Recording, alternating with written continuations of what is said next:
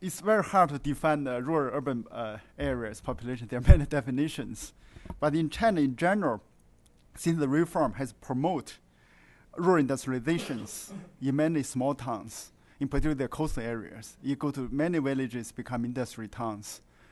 So it's not as simple as move people just to Shanghai or to other cities.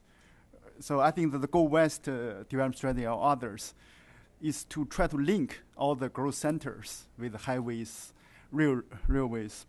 We can help shorten the transportation time, can create more non-farm jobs locally. This is my comment. On the Albert's question on the inequality, maybe it's a welcome phase. I think sometimes it's unavoidable because for any policies, more like medicines, usually come with some side effects.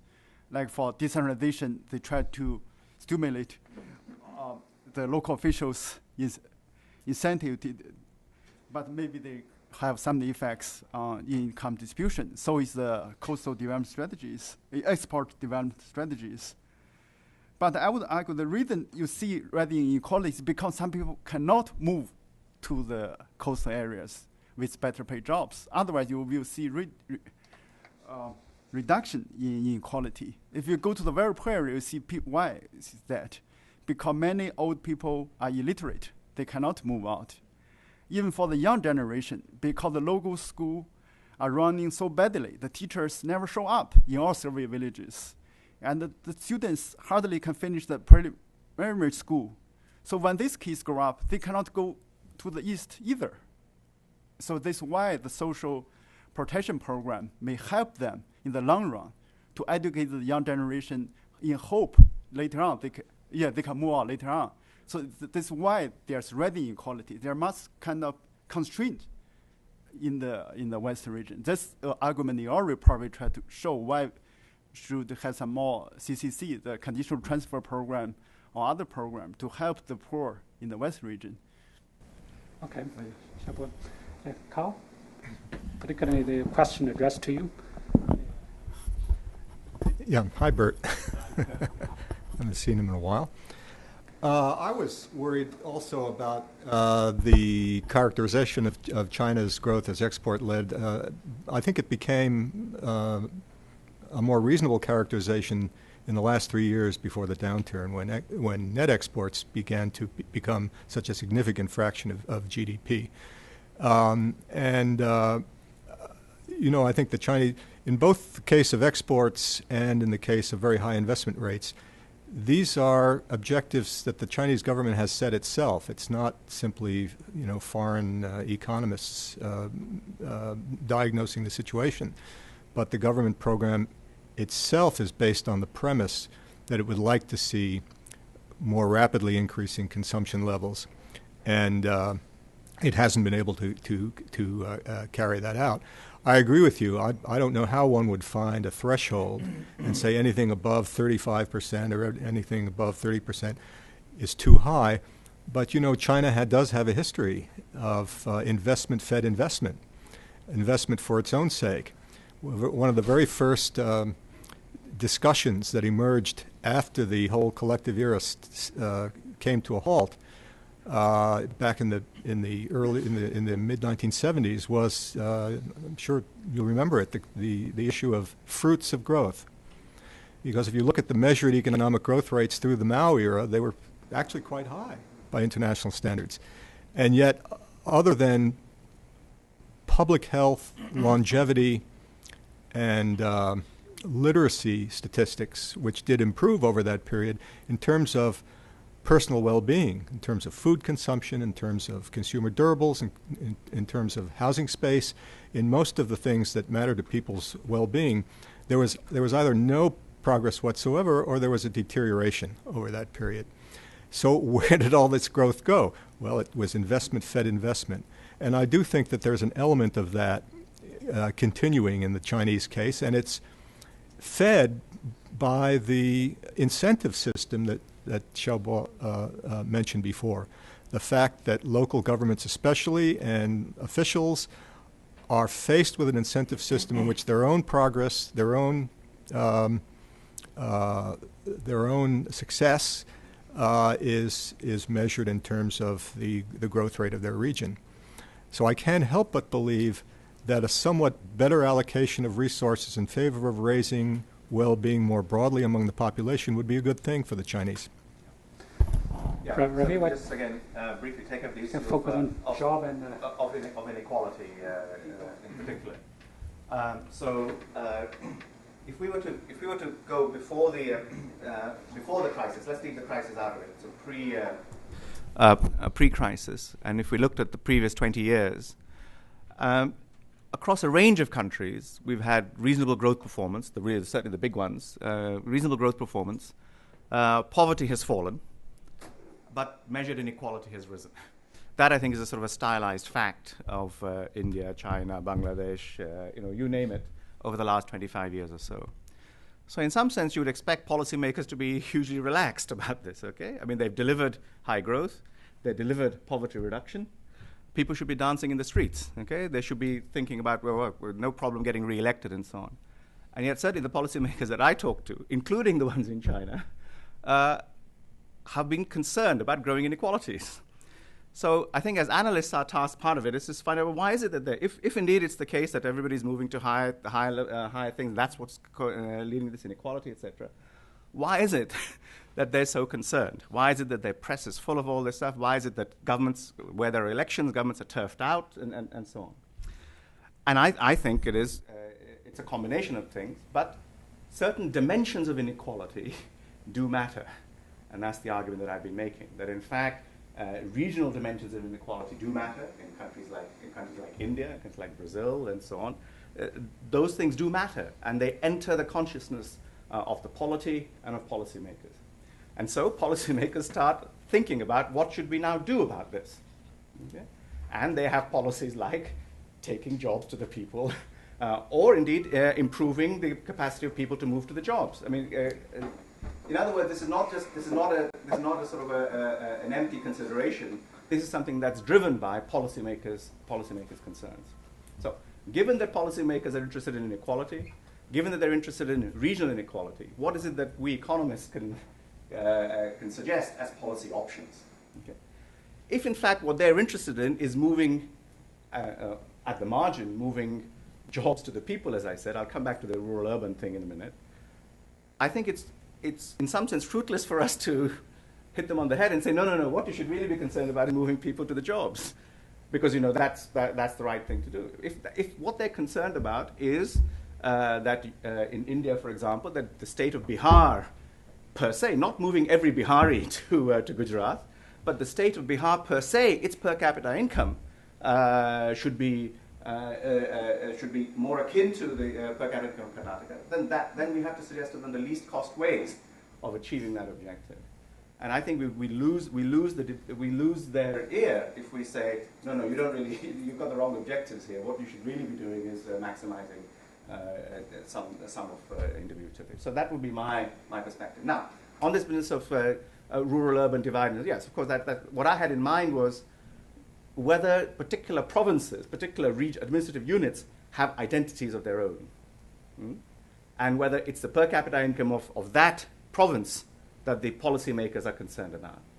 Within that, you can have a rural-urban set of issues. Within that, you can have the Bihar policy or the Karnataka policy. Within each state, you can have a series of policies which can reallocate.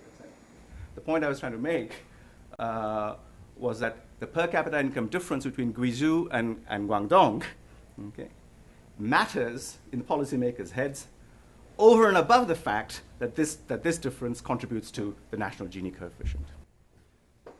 Yeah, thank you. I think if we go back to the neoclassical sort of a utility function of individual, we usually have our per capita income or others in our equation.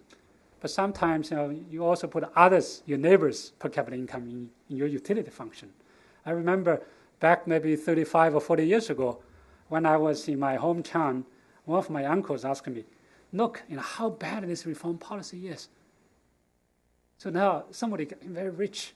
I said, have you become worse off? He said, no.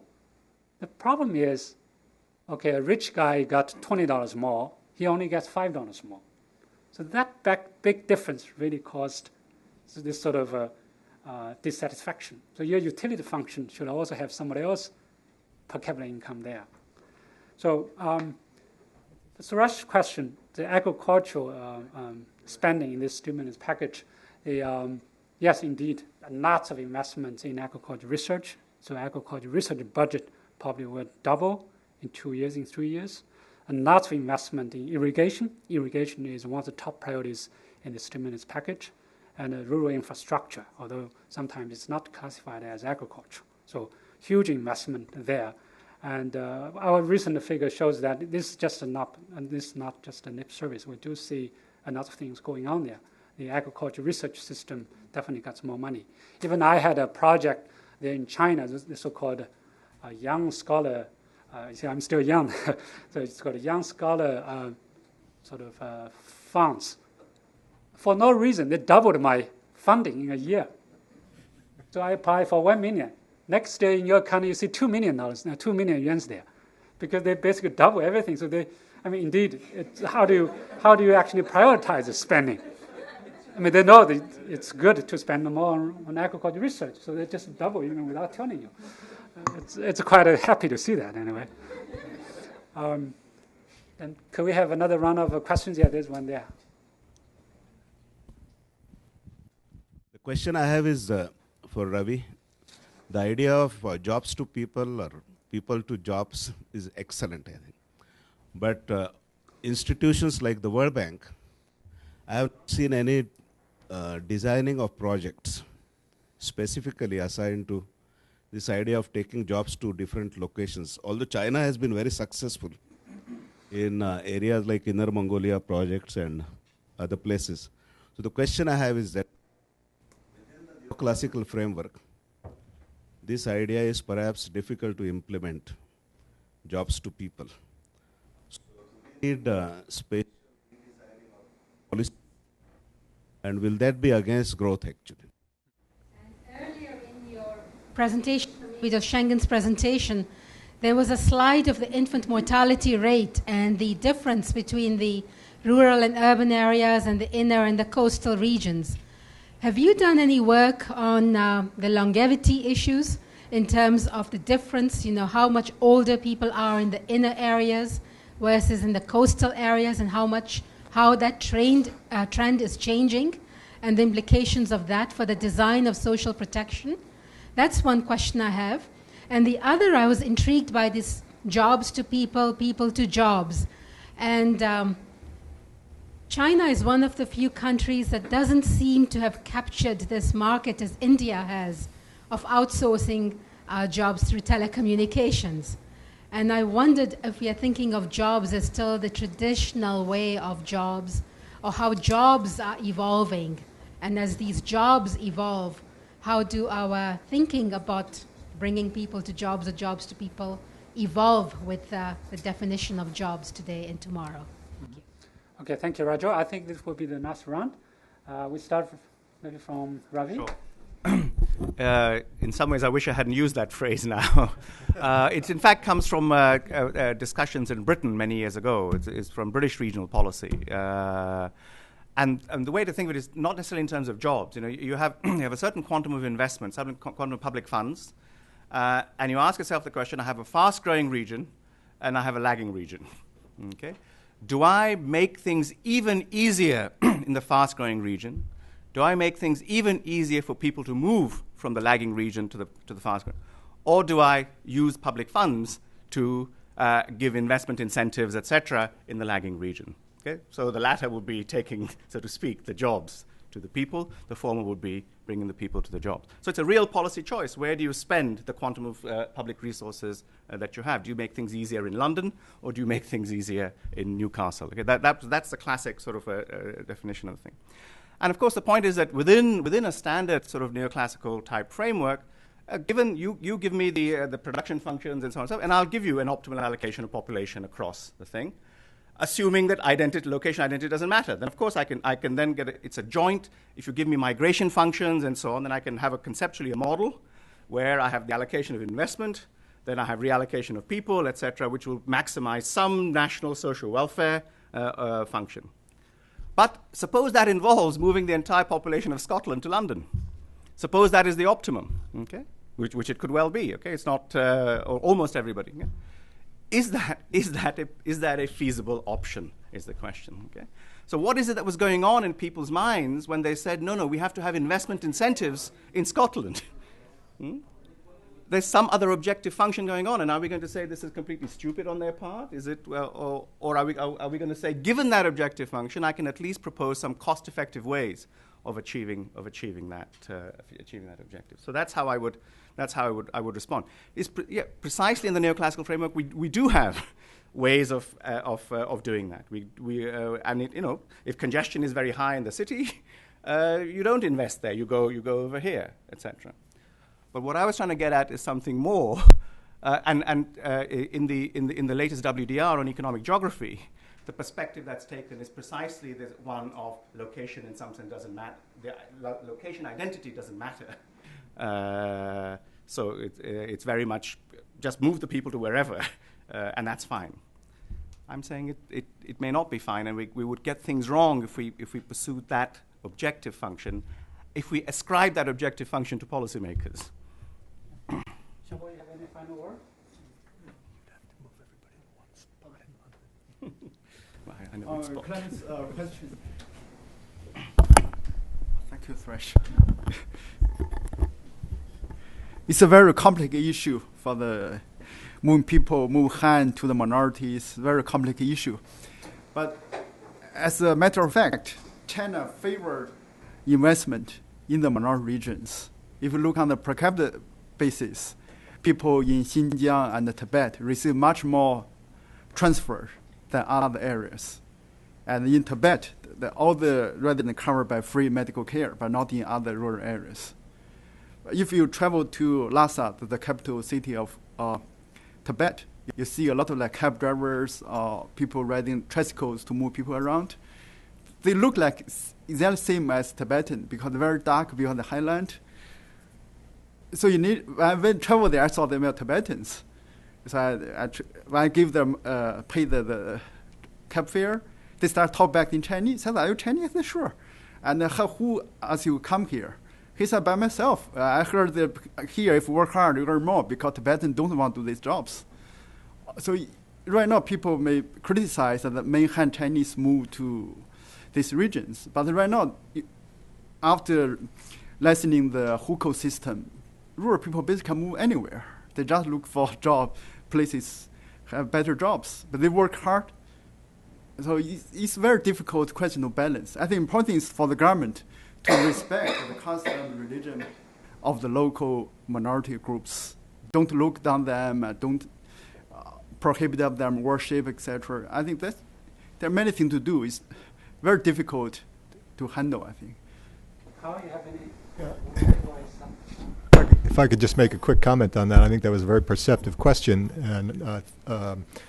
and it's interesting if, in fact, it's the case that those areas which receive favorable treatment precisely because they're ethnic minority regions are also the regions where there's most disaffection and anger against the Han majority and against the central government. And it seems to me that it is a very complicated question because I think both things are true. And that's why I was surprised to see that figure for infant mortality rate in Tibet. I would have thought, given, first of all, the influx of Han population with the institutions that they were bringing with them from the East, and with the favoring in terms of investment expenditures and so on, that there would be a fairly sharp decline in infant mortality rates. The fact that if that hasn't in fact happened, I think that's an interesting research question as to why it hasn't happened. But beyond that, I think, and beyond the things that Xiaobo also mentioned, affirmative action programs that would enable members of the minority populations to take advantage of the economic opportunities that are largely exploited by the Han population, I think would be a very good idea for the government to consider. I can only point out there are several public knowledge gaps we still needed to address.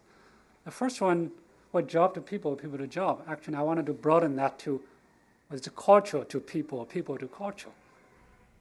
you will see the Chinese probably are the most mobile people in the world. They move everywhere they can find an economic opportunity, whether it's Australia, United Kingdom, or the United States.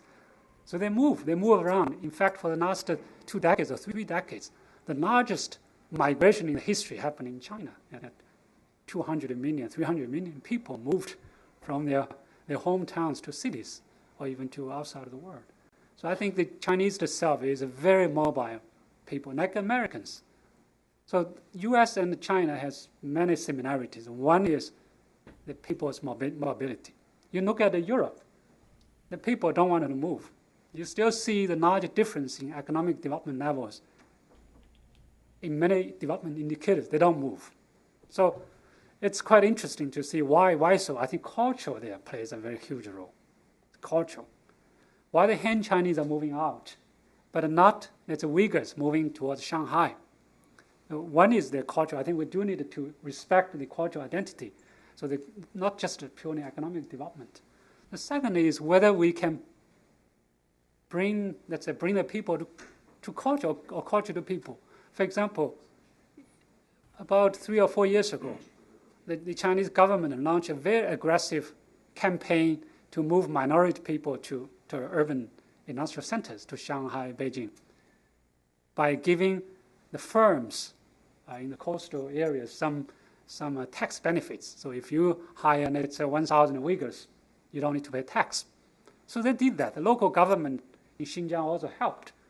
So they shifted thousands and thousands of people from Xinjiang to Shanghai to Guangdong.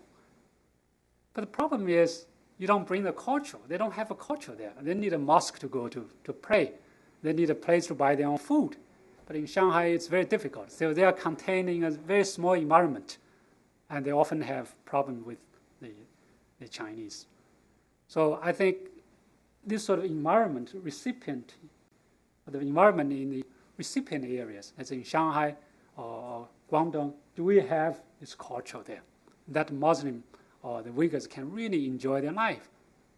See, for Chinese, they are very mobile. They bring the culture with them. Wherever they go, they bring a Chinese restaurant. So they can go. So I think this sort of cultural difference we have to respect, and we needed to help to nurture this culture so they can really enjoy in their new environment. I think that's some of the things that we didn't pay enough attention. So the role of culture in development. The second is experiments. I think, yes, indeed, we really needed to do experiments, particularly experiment on governance, experiments on social protection. But what type of experiments we should do? What type of governance experiment we should do in Western China? I really need more guidance or more advice from. I would have had sort of more advice from the panel. The third one is the role of agriculture. These are the economists in mainstream, except Xiaobo.